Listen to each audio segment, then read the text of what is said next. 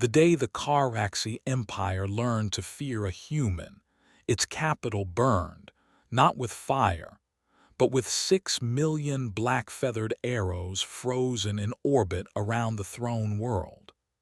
Every single one carried a message from a man who had once raised a shield to save their queen.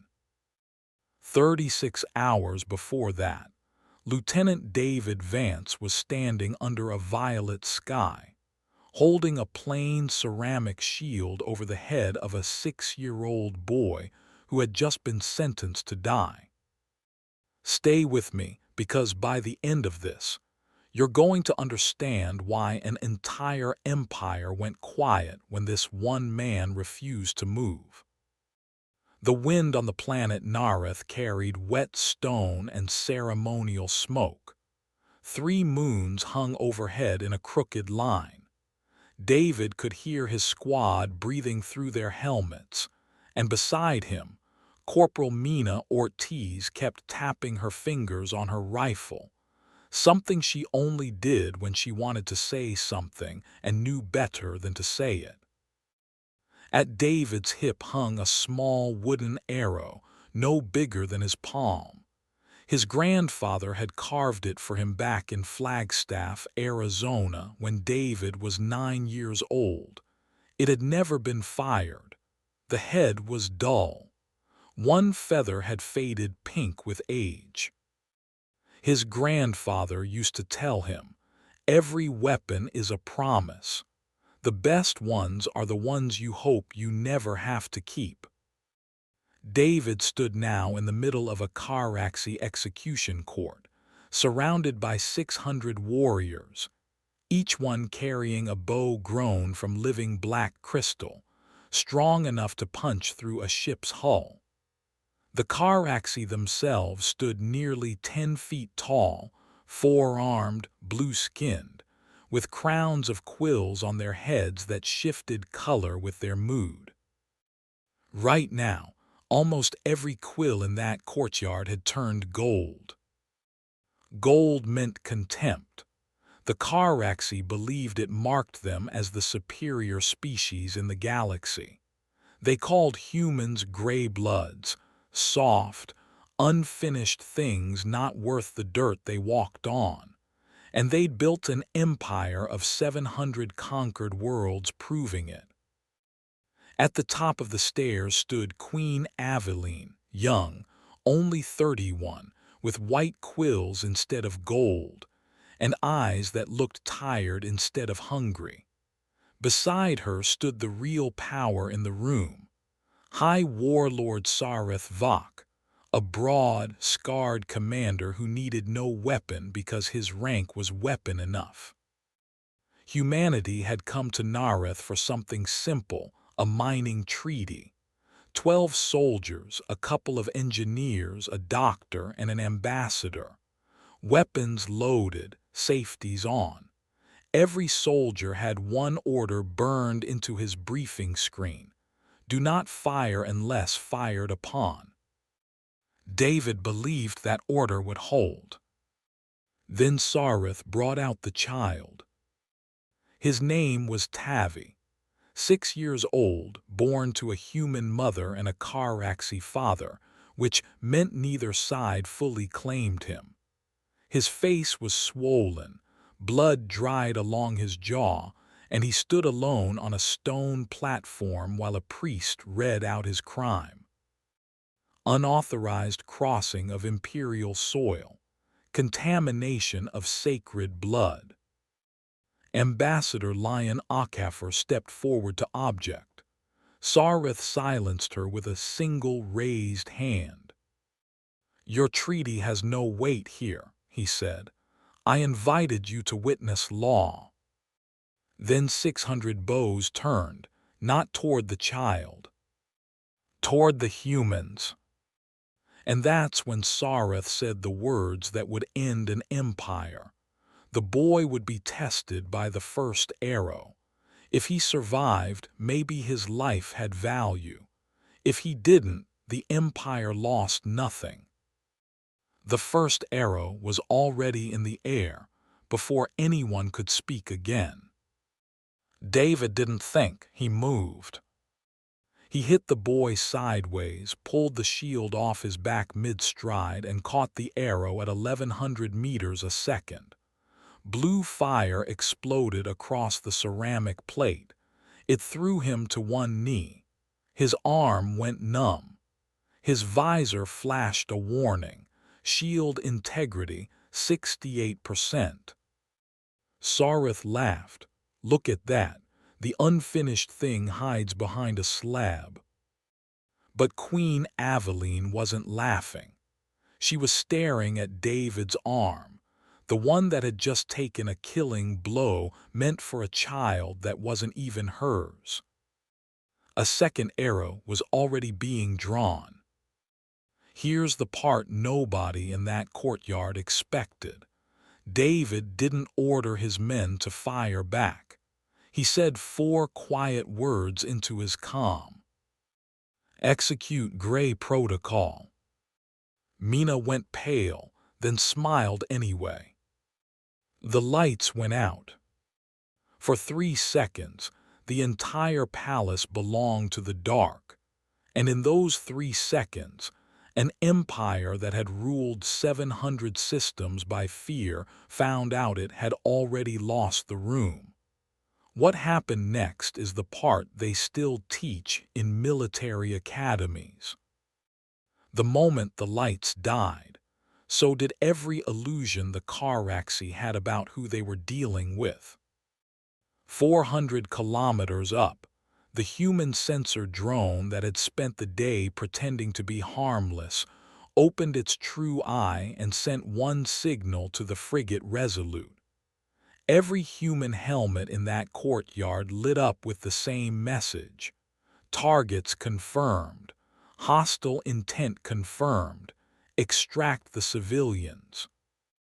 The bells across the capital started ringing, not because the Kharaxi triggered him, but because human signal officers had already taken over the palace network.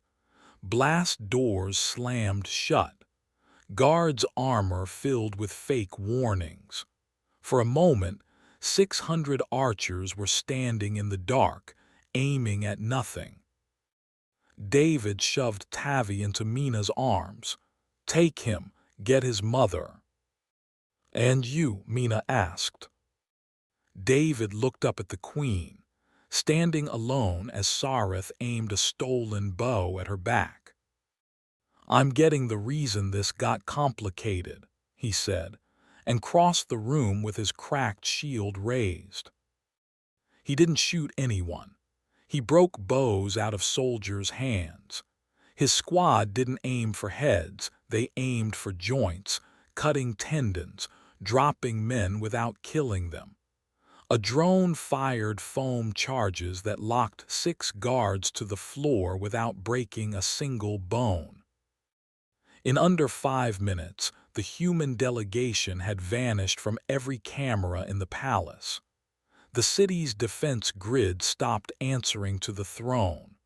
And in orbit, one human warship dropped out of hiding, followed, unseen, by 26 more waiting behind the moon.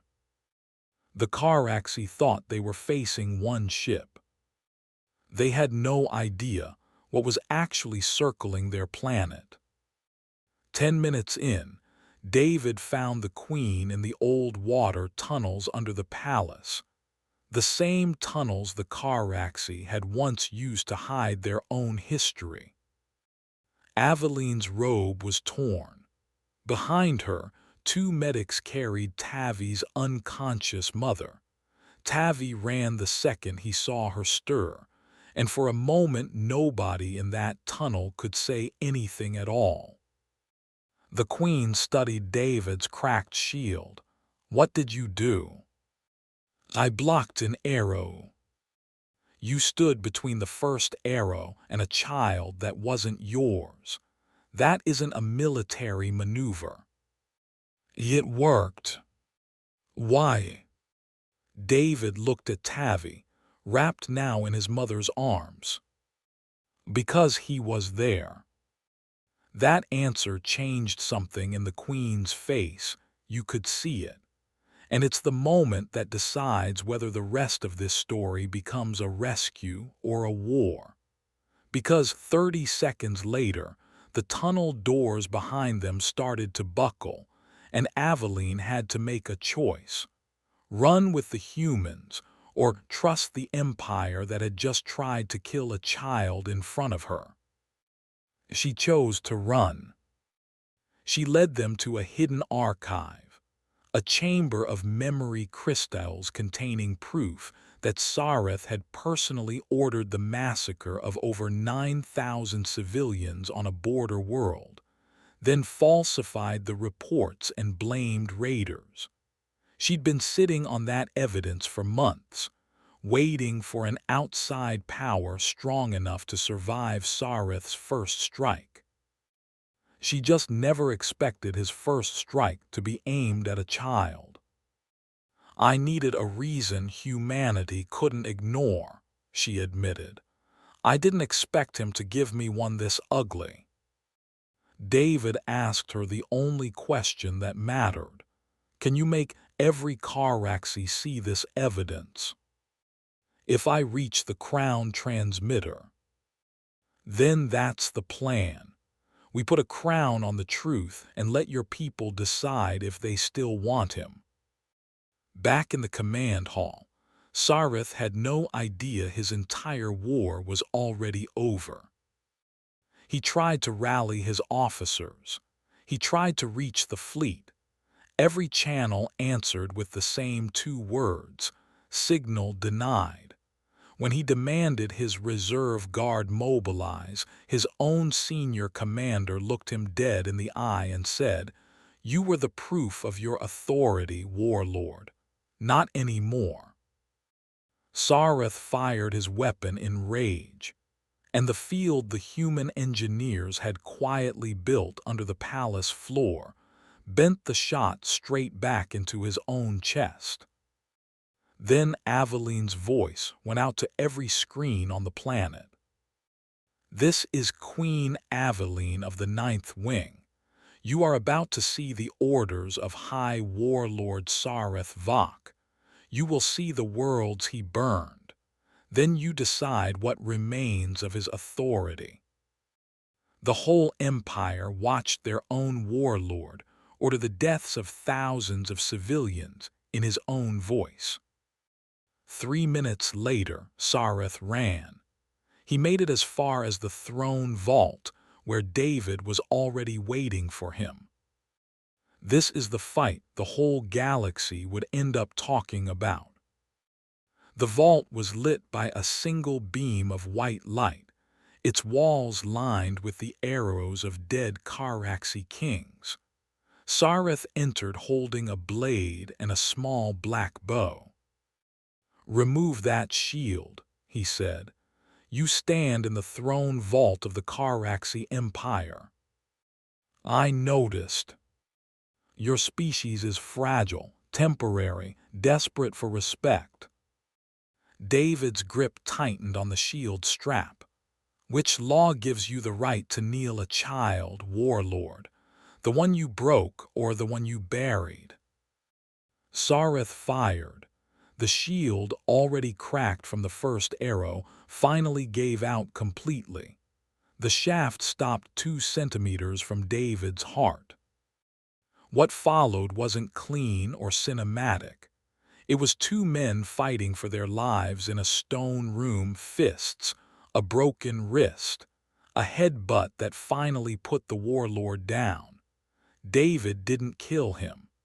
He pinned Sareth's sleeve to the throne platform with the warlord's own ceremonial blade and left him there, helpless, beneath the crown he'd tried to steal. Then the countdown, the Huma. NS had set finished, and nothing exploded. The fleet simply powered down its weapons. That silence scared the Kharaxi more than any attack could have. Hours later, Ambassador Akhafer stood before the Galactic Council to answer for what humanity had just done, 31 warships in a sovereign system, a warlord detained, a throne overturned in less than a day. She didn't deny any of it. "We didn't come here planning a war," she told them.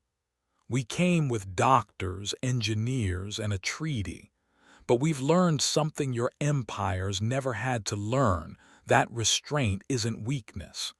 It's the hardest form of control there is. Any fool can pull a trigger. It takes discipline to hold one soldier back while a child is standing in the crossfire. You called us soft because a man reached for a shield instead of a gun. You were wrong. Humanity isn't gentle because we can't be cruel. We're gentle because we know exactly how much cruelty we're capable of, and we choose not to use it. Queen Aveline will stand trial under her own law. Sareth Vok will answer for every order he gave. And when this is finished, we're leaving. We didn't come here to own your empire. We came to make sure no one else owns the people inside it." She paused before her final line, the one that ended up quoted for decades after. "If anyone decides to test that promise again, remember the first arrow. Next time we won't bring a shield." One by one, the council recognized Aveline as the rightful queen. 3 hours after it was all over, David sat by a hospital bed on Narration, listening to real rain hit the roof for the first time in days. Tavi's mother was asleep. Tavi sat beside her, turning the small wooden arrow over in his hands, the one that had fallen out of David's belt somewhere in the tunnels. Queen Aveline walked in without her guards, carrying David's ruined shield. "You kept that?" he asked. "Neither of us is much use right now," she said. "A shield without a war, a crown nobody trusts yet." They sat in silence for a while. Then Tavi held the wooden arrow out toward David. "Can I keep it?" he asked. David had carried that arrow for 22 years. It had crossed 3 worlds and never once been fired. He closed the boy's small hand around it instead. "Yes," he said, "but promise me something. When you're grown, don't use it unless you have to. Just let it remind you that a weapon can be a promise too." Outside, the human fleet began pulling out of orbit, one ship at a time, weapons cold, without claiming a single world. But they left their defense systems running for 72 more hours. Just in case. Years later, Kharaxi children would still be told the story of the first arrow, how a warlord fired on a child, how a soldier raised a shield instead of a rifle, and how an empire finally learned the difference between being spared and being kept safe. What actually happened was simpler than any of the legends.